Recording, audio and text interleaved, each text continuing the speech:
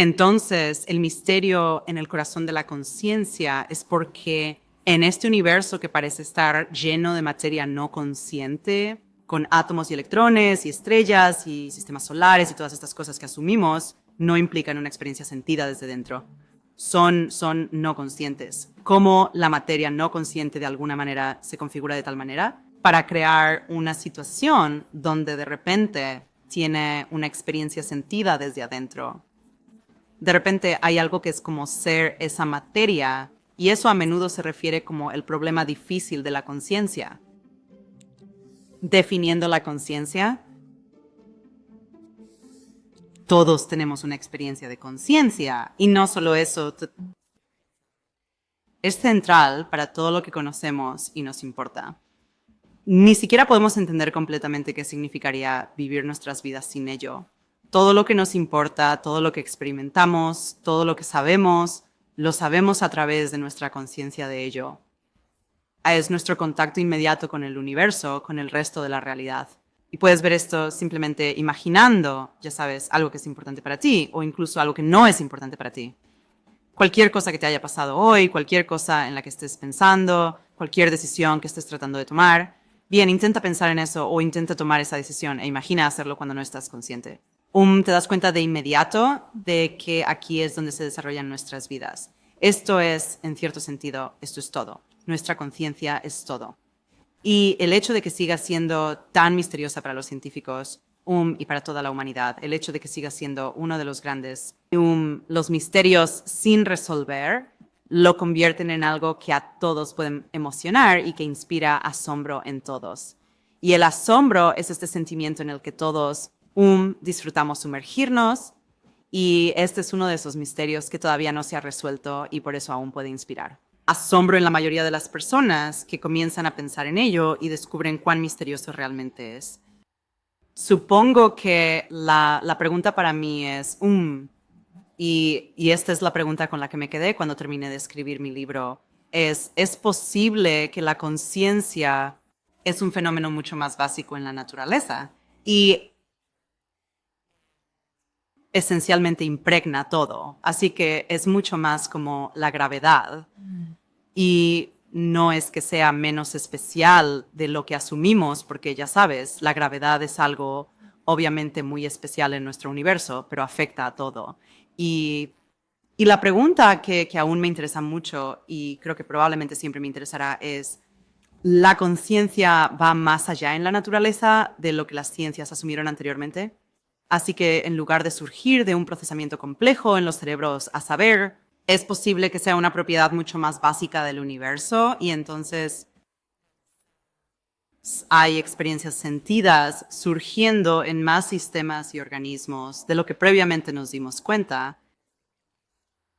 Así que el misterio en el corazón de la conciencia, y cuando utilizo la palabra conciencia, no estoy hablando sobre pensamiento de orden superior o pensamiento complejo o cosas que pensamos en términos de la conciencia humana, sino que cuando utilizo la palabra conciencia, estoy hablando de conciencia en el sentido más fundamental. Este mero hecho de la experiencia sentida.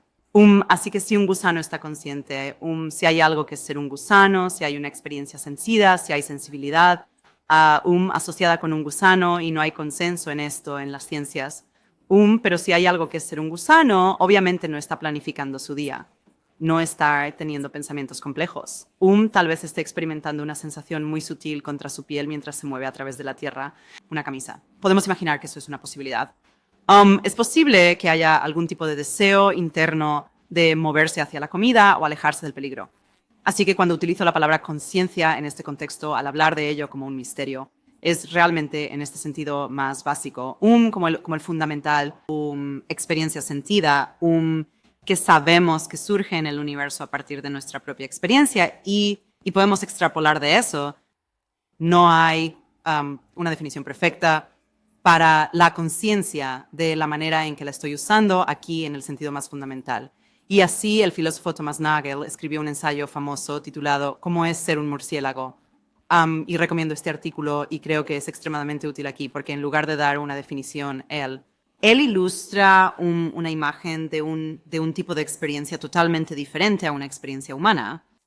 Hay un término alemán para esto, Umwelt, Y el Umwelt es la palabra para describir los tipos de sentimientos y sensaciones que tiene un cierto tipo de organismo. Entonces un murciélago usa sonar en lugar de visión, y no podemos imaginar cómo es eso. Tal vez podamos acercarnos o hacer analogías, pero un murciélago se mueve por el mundo usando sonar, entonces está haciendo sonidos.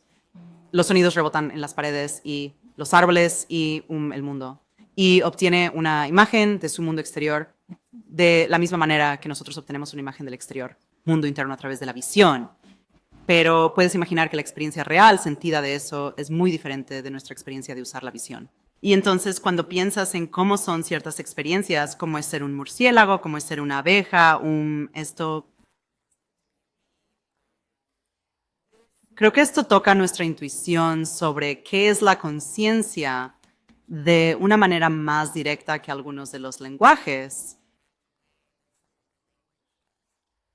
Hacer una distinción entre conciencia y pensamiento es importante porque la conciencia, en el sentido que me interesa, en el sentido de que es un misterio, puede existir sin pensamiento, puede existir en una experiencia pura de sentimiento, podría existir en un organismo muy simple que no sea capaz de pero incluso en nuestra experiencia humana, sabemos que puede haber momentos sin pensamiento, especialmente si piensas en un niño muy pequeño o un bebé.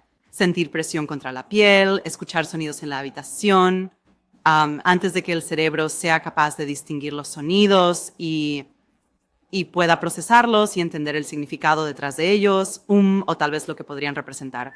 La experiencia en sí misma, el sonido de una campana, la experiencia de ver el verde, la experiencia de calor o frío. Esas son experiencias que son las más mínimas que podemos imaginar. Y claramente hay una experiencia allí, claramente hay conciencia allí y no necesariamente implica pensamiento. Entonces, una de las cosas para las que sentimos que necesitamos la conciencia es nuestro proceso de toma de decisiones. Y hay un sentido en el que nos sentimos como un yo sólido tomando decisiones y realmente no tenemos la sensación de que esas decisiones sean esencialmente procesos cerebrales básicos desarrollándose en la naturaleza. Y recientemente me fascinó mucho un par de estudios sobre el comportamiento de las plantas. Uno fue de una plántula de guisante, que en el laboratorio plantaron en un laberinto en forma de I. Así que, entonces, el guisciento está plantado en la parte superior y luego las raíces necesitan crecer hacia abajo y luego en un cierto punto se ramifica. Y entonces la raíz realmente necesita decidir en qué dirección crecer, cuál será más beneficiosa para su crecimiento. Y ejecutan diferentes escenarios. Uno es donde tienen un recipiente de agua al final de uno, un tubo y nada al final del otro. Y la raíz puede sentir que hay agua en un extremo. Y así, en ese punto de decisión, percibe el agua y de alguna manera toma una decisión, por falta de un mejor término, de moverse hacia el agua. Y hacen este experimento de muchas maneras interesantes. Hay uno en el que simplemente reproducen el sonido del agua corriente y la raíz realmente crece hacia eso. Y así las plantas, aunque mucho más simples que el procesamiento humano, las plantas están llevando a cabo un nivel significativo de procesamiento para percibir su entorno a través del sonido, a través de humedad, a través de químicos, y así hay esta especie de simple decisión de hacia dónde las raíces necesitan. Y luego puedes subir un nivel con este ejemplo de la vid cuscuta, que es una vid parasitaria. Y si plantas una vid cuscuta, plants champers más propicia para la prosperidad que la otra, se moverá hacia la planta que es más adecuada para y así la planta hija es una planta parasitaria que necesita enredarse alrededor de otra planta para sobrevivir. Una cosa muy interesante sobre esto es que los científicos han descubierto recientemente que la hija parra está detectando las ondas de luz que viajan a través de las hojas. Y así la razón por la que vemos verde cuando miramos una hoja es porque el verde es la frecuencia que está rebotando en la hoja y las otras ondas de luz están atravesándola. Y así la enredadera hija realmente tiene una forma de medir el tipo de luz que sale por el otro lado de las hojas y puede medir y determinar la forma, la distancia desde la enredadera hija y determinar para cuál planta está mejor adaptada y crecer en esa dirección para llegar a esa planta. Y si piensas en el comportamiento humano, es algo, ya sabes, unos cuantos niveles más complicado. Pero es muy similar, y es parte de lo mismo. categoría, por así decirlo, de toma de decisiones. Y, por supuesto, el cerebro es un sistema muy diferente a las plantas y a las raíces y estos otros sistemas. Pero cuando observas estos tipos de comportamientos, no es imposible imaginar que podría haber una sensación percibida, por básica que sea, por fundamental que sea, de percibir las ondas de luz, de escuchar el sonido del agua corriente, claro, no de la manera humana, pero de nuevo de una forma que no podríamos imaginar, pero que aún tiene una experiencia sensorial asociada.